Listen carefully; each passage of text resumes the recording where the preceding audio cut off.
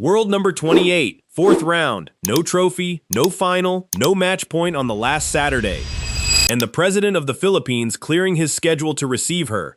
On July 13, 2026, the official WTA singles rankings placed Alexandra Eala at a career high of 28th in the world, with 1,666 points. One day before that, she walked out of an airport in Manila into the kind of welcome a country normally saves for someone coming home with a championship trophy.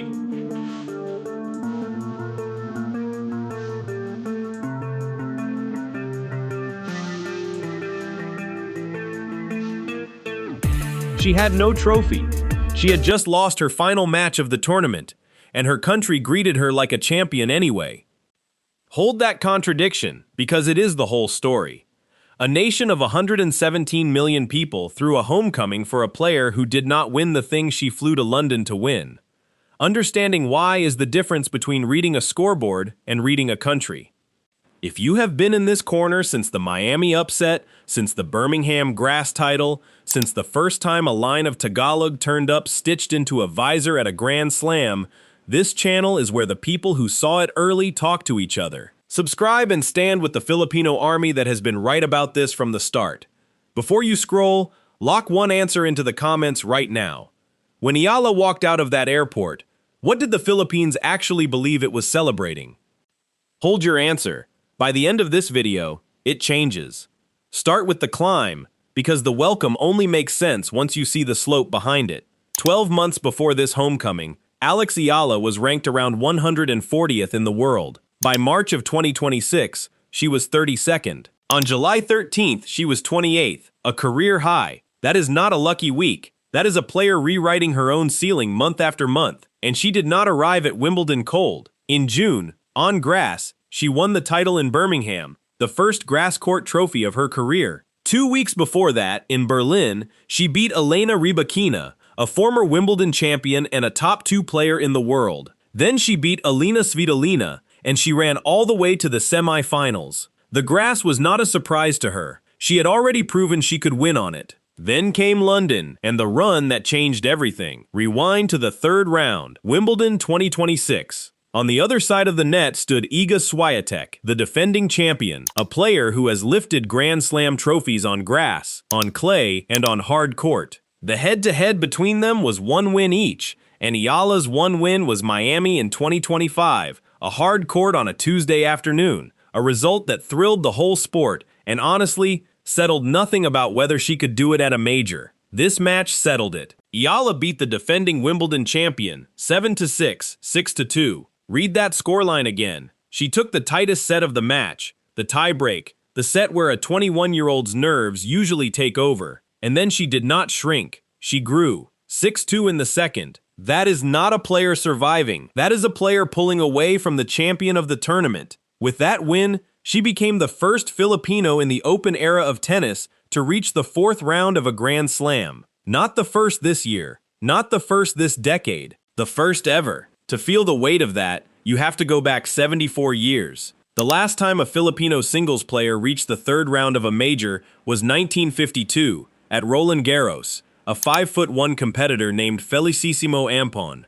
After him, silence. Decades of it. Until a run of days in London in 2026, when Eala walked past a ceiling that had stood for 3 generations. Now put the honest counterweight on the table, because this story falls apart if you hide it. She did not win Wimbledon. In the 4th round, she met Jasmine Paolini, and she lost. 6-4, 4-6, 6-3. A 3-set fight. She took the middle set. She dragged a top player into a decider on the biggest lawn in the sport, and she still walked off the court beaten. That is the real antagonist of this episode, not Paolini, the scoreboard. Because by every traditional measure a country uses to decide whether to hold a parade, Eala came home with nothing in her hands. No title, no final, a loss in her last match. If national celebration ran purely on trophies, that airport in Manila would have been quiet. It was not quiet. On July 12, 2026, she landed in Manila, and the coverage was national, and it was enormous.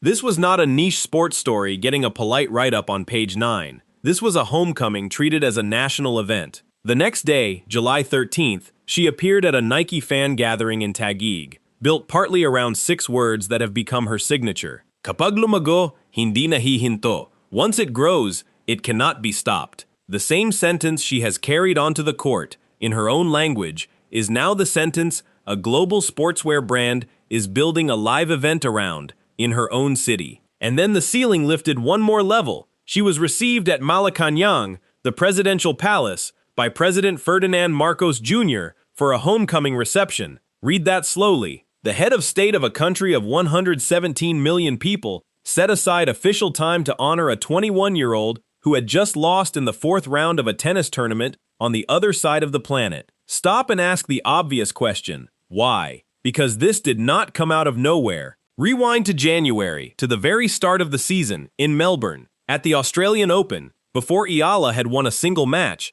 something strange was already happening in the grounds. Her pre-tournament press conference pulled 171,000 views on YouTube. For comparison, the world number 1 that week drew around 9,000. 2 of the biggest names in the sport drew about 29,000 each. The most watched player at the season's opening major was not a champion. It was an unseeded 21-year-old from the Philippines who had not yet won a match in Melbourne. Then came the cues. A BBC reporter described thousands of Filipino fans forming a line that stretched for hundreds of yards to reach a small outer court. A former British number 1, live on radio, said out loud that she could not believe it and asked who was doing the scheduling. The tournament itself put out a statement admitting, in so many words, that it had underestimated her and would learn from it. So the palace, the president, the airport crowd, the Nike event, none of it is an overreaction. It is the moment a fan movement that had been building for 18 months finally got the result it had been waiting for. Because the country was not celebrating a result, it was celebrating a threshold.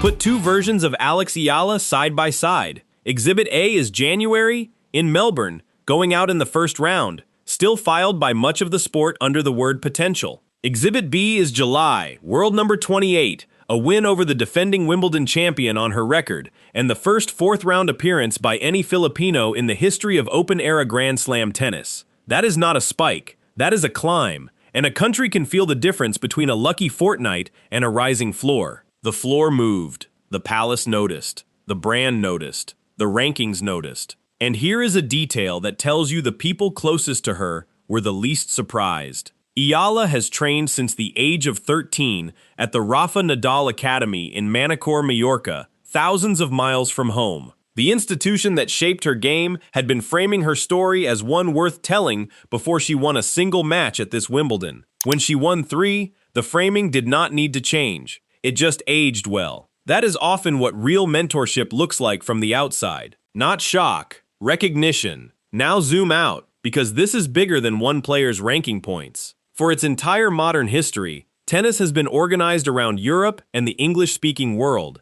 Its champions come from a familiar map. The Philippines was never on that map. A country of 117 million people, with one of the largest diasporas on earth, had never sent a singles player into the 2nd week of a major in the Open era. The ceiling was never about talent. It was about proof that it was even possible. Eala is the proof. That is why a 4th round loss earns a president's welcome. She did not just win matches. She rewrote the sentence a Filipino kid is allowed to say out loud about how far they are allowed to go. Before this fortnight, the honest answer to, can a Filipino contend at Wimbledon, was a shrug and a maybe one day. After this fortnight, the answer is a scoreline, 7-2-6, 6-2, over the defending champion. A trophy would have said Eala is great. What she actually delivered said something a trophy cannot. It said the door is real, it opens, and one of ours just walked through it. That is why the country did not wait for the final. The thing they had been waiting for already happened in the 3rd round.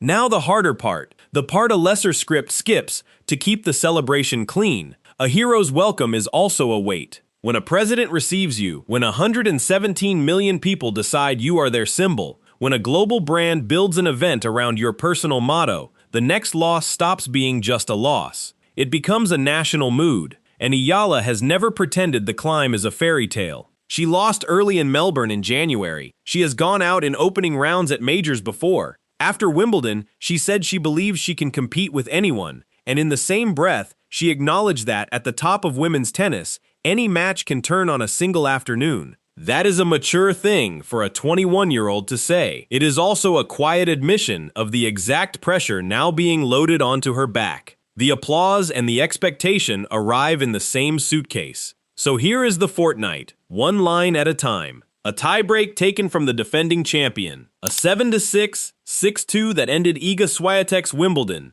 the first Filipino in Open-era history, into a Grand Slam fourth round. A ceiling that had held since 1952, broken. A 3-set fight lost to Jasmine Paolini. A flight home to Manila on July 12th. A national welcome for a player with empty hands. A Nike event in Taguig, around 6 Tagalog words. A reception at the Presidential Palace. A career high, world number 28, 1,666 points.